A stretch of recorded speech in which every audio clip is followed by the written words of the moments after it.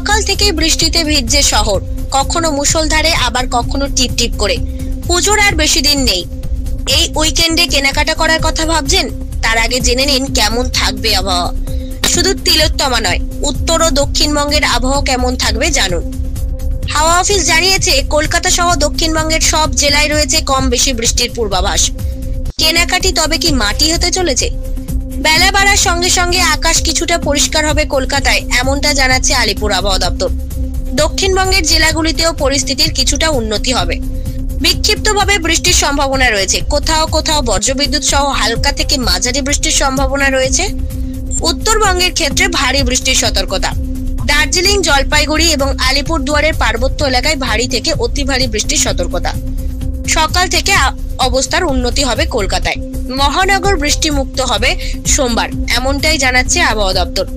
তবে সপ্তাহের মাঝামাঝি থেকে ফের বাড়বে বৃষ্টি। কলকাতায় সর্বনিম্ন তাপমাত্রা 27 ডিগ্রি সেলসিয়াস আর সর্বোচ্চ 32 ডিগ্রি সেলসিয়াসের আশেপাশে থাকবে।